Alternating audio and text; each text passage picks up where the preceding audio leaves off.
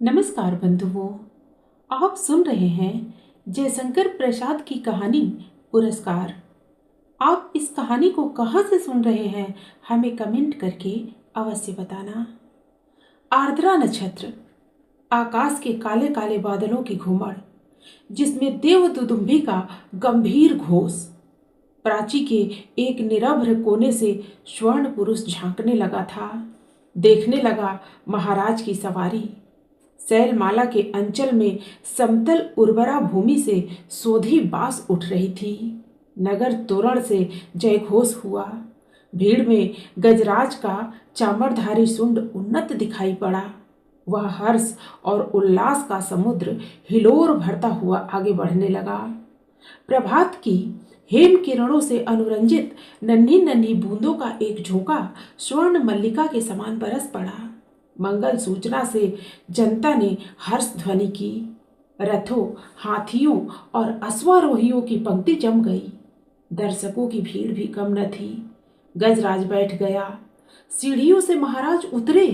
सौभाग्यवती और कुमारी सुंदरियों के दो दल आम्र पल्लवों से सुशोभित मंगल कलश और फूल कुमकुम तथा खीलों से भरे थाल लिए मधुर गान करते हुए आगे बढ़े। महाराज के मुख पर मधुर मुस्कान थी। पुरोहित वर्ग ने स्वस्ति वाचन किया।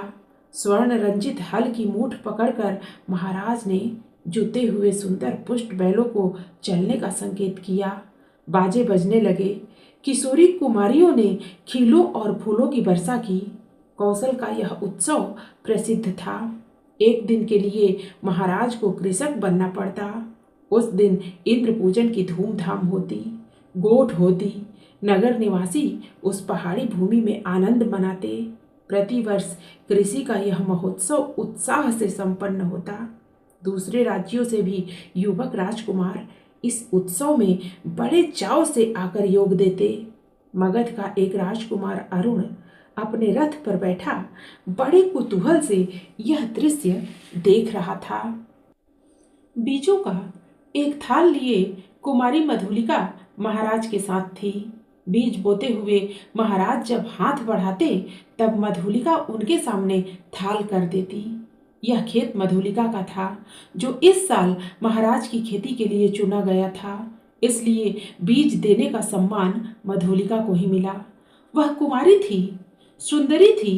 कौशेय वसन उसके शरीर पर इधर उधर लहराता हुआ स्वयं शोभित हो रहा था। वह कभी उसे संभालती और कभी अपने रूखे अलकों को। कृषक बालिका के शुभ्र भाल पर श्रम कणों की भी कमी न थी।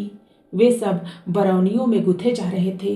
सम्मान और लज्जा उसके अधरों पर मंद मुस्कुराहट के साथ सिहर उठते। किंतु महाराज को बीज देने में उसने शिथिलता नहीं की। सब लोग महाराज का हल चलाना देख रहे थे, विस्मय से, कुतूहल से। और अरुण देख रहा था कृषक कुमारी मधुलिका को। आह, कितना भोला सौंदर्य, कितनी सरल चितवन। उत्सव का प्रधान कृत्य समाप्त हो गया। महाराज ने मधुलिका के खेत का पुरस्कार दिया। थाल में कुछ स्वर्ण मुद्राएं। वह राजकीय अनुग्रह था। मधुलिका ने थाली सिर से लगा ली, किंतु साथ ही उसमें की स्वर्ण मुद्राओं को महाराज पर न्यौछावर करके बिखेर दिया। मधुलिका की उस समय की ऊर्जस्वित मूर्ति लोग आश्चर्य से देखने लगे। महाराज की भ्रिकुटी भी जरा चढ़ी ही थी कि मधुलिका ने सविनय कहा, देव, यह मेरे पितृ पितामहों की भूमि है। इसे बेचना अपराध है, इसलिए मूल्य स्वीकार करना मेरी सामर्थ्य के बाहर है। महाराज के बोलने के पहले ही वृद्ध मंत्री ने तीखे स्वर से कहा, अबोध, क्या बक रही है? राजकीय अनुग्रह का तिरस्कार तेरी भूमि से चौगुना मूल्य है। फिर कौशल का तो यह सुनिश्चित राष्ट्रीय नियम है। तू आज से राजकीय रक्षण पाने की अधिकारिणी हुई। इस धन से अपने को सुखी बना। राजकीय रक्षण की अधिकारिणी तो सारी प्रजा है मंत्रीवर। महाराज को भूमि समर्पण करने में मेरा कोई विरोध न था और न है, किंतु मूल्य स्वीकार करना असंभव है। मधुलिका उत्तेजित हो उठी थी। महाराज के संकेत करने पर मंत्री ने कहा, देव, वाराणसी युद्ध के अन्यतम वीर सिंह मित्र की यह एकमात्र कन्या है। महाराज चौंक उठे। सिंहमित्र की कन्या, जिसने मगध के सामने कौशल की लाज रख ली थी, उसी वीर की मधुलिका कन्या है। हाँ देव, सविनय मंत्री ने कहा। इस उत्सव के परंपरागत नियम क्या है मंत्रीवर? महाराज ने पूछा। देव, नियम तो बहुत साधारण है। किसी भी अच्छी भूमि को उत्सव के लिए चुनकर नियमानुसार पुरस्कार स्वरूप उसका मूल्य दे दिया जाता है, वह भी अत्यंत अनुग्रह पूर्वक, अर्थात भू संपत्ति का चौगुना मूल्य उसे मिलता है। उस खेती को वही व्यक्ति वर्ष भर देखता है, वह राजा का खेत कहा जाता है।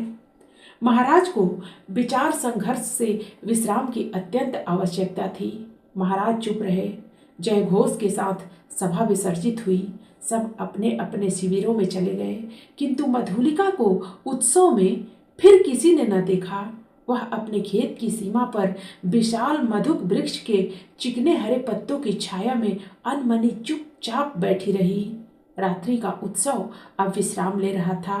राजकुमार अरुण उसमें सम्मिलित नहीं हुआ, अपने विश्राम भवन में जागरण कर रहा था। आंखों में नींद न थी। प्राचीन में जैसी गुलाबी खिल रही थी, वह रंग उसकी आंखों में था। सामने देखा तो मुंडेर पर कपोती एक पैर पर खड़ी पंख फैलाए अंगड़ाई ले रही थी। अरुण उठ खड़ा हुआ। द्वार पर सुसज्जित अश्व था। वह देखते देखते नगर तोरण पर जा पहुंचा। रक्षक गण उग रहे थे। अश्व के पैरों के शब्द से चौंके। युवक कुमार तीर सा निकल गया। सिंधु देश का तुरंग प्रभात के पवन से पुलकित हो रहा था। घूमता घूमता अरुण उसी मधुक वृक्ष के नीचे पहुंचा जहां मधुलिका अपने हाथ पर सिर धरे हुए खिन्न निद्रा का सुख ले रही थी। अरुण ने देखा एक छिन्न माधवी लता वृक्ष की शाखा से च्युत होकर पड़ी है। सुमन मुकुलित भ्रमर निष्पन्द थे। अरुण ने अपने अश्व को मौन रहने का संकेत किया उस सुषमा को देखने के लिए, परंतु कोकिल बोल उठा जैसे उसने अरुण से प्रश्न किया। छी, कुमारी के सोए हुए सौंदर्य पर दृष्टिपात करने वाले धृष्ट, तुम कौन? मधुलिका की आंखें खुल पड़ी। उसने देखा एक अपरिचित युवक। वह संकोच से उठ बैठी। भद्रे, तुम ही न कल के उत्सव की संचालिका रही हो? उत्सव? हाँ, उत्सव ही तो था। कल उस सम्मान क्यों? आपको कल का स्वप्न सता रहा है? भद्र, आप क्या मुझे इस अवस्था में संतुष्ट न रहने देंगे? मेरा हृदय तुम्हारी उस छवि का भक्त बन गया है देवी। मेरे उस अभिनय का, मेरी विडंबना का। आह, मनुष्य कितना निर्दयी है। अपरिचित, क्षमा करो, जाओ अपने मार्ग। सरलता की देवी, मैं मगध का राजकुमार तुम्हारे अनुग्रह का प्रार्थी हूँ। मेरे हृदय की भावना अवगुंठन में रहना नहीं जानती, उसे अपनी। राजकुमार, मैं कृषक बालिका हूँ, आप नंद बिहारी और मैं पृथ्वी पर परिश्रम करके जीने वाली। आज मेरी स्नेह की भूमि पर से मेरा अधिकार छीन लिया गया। मैं दुख से विकल हूँ, मेरा उपहास न करो। मैं कौशल नरेश से तुम्हारी भूमि तुम्हें दिलवा दूंगा। नहीं, वह कौशल का राष्ट्रीय नियम है, मैं उसे बदलना नहीं चाहती, चाहे उससे मुझे कितना ही दुख हो। तब तुम्हारा रहस्य क्या है? यह रहस्य मानव हृदय का है, मेरा नहीं। राजकुमार, नियमों से यदि मानव हृदय बाध्य होता तो आज मगध के राजकुमार का हृदय किसी राजकुमारी की तरफ खींचकर एक कृषक बालिका का अपमान करने न आता। मधुलिका उठ खड़ी हुई। चोट खाकर राजकुमार लौट पड़ा। किशोर किरणों में उसका रत्न किरीट चमक उठा। अश्व वेग से चला जा रहा था और मधुलिका निष्ठुर प्रहार करके क्या स्वयं आहत न हुई? उसके हृदय में टीस सी होने लगी। वह सजल नेत्रों से उड़ती हुई धूल देखने लगी। मधुलिका ने राजा का प्रतिपादन अनुग्रह नहीं लिया। वह दूसरे खेतों में काम करती और चौथे पहर रूखी सूखी खाकर पड़ी रहती। मधुक वृक्ष के नीचे छोटी सी पर्ण कुटीर थी। सूखे डंठलों में से उसकी दीवार बनी थी। मधुलिका का वही आश्रय था। कठोर परिश्रम से रूखा अन्न मिलता, वही उसकी सांसों को बढ़ाने के लिए पर्याप्त था। दुबली होने पर भी उसके अंग पर तपस्या की कांति थी। आसपास के कृषक उसका आदर करते। वह एक आदर्श बालिका थी। दिन, सप्ताह, महीने और वर्ष बीतने लगे। शीतकाल की रजनी, मेघों से भरा आकाश जिसमें बिजली की दौड़ धूप। मधुलिका का छाजन टपक रहा था। ओढ़ने की कमी थी। वह ठिठुर कर एक कोने में बैठी थी। मधुलिका अपने अभाव को आज बढ़ाकर सोच रही थी।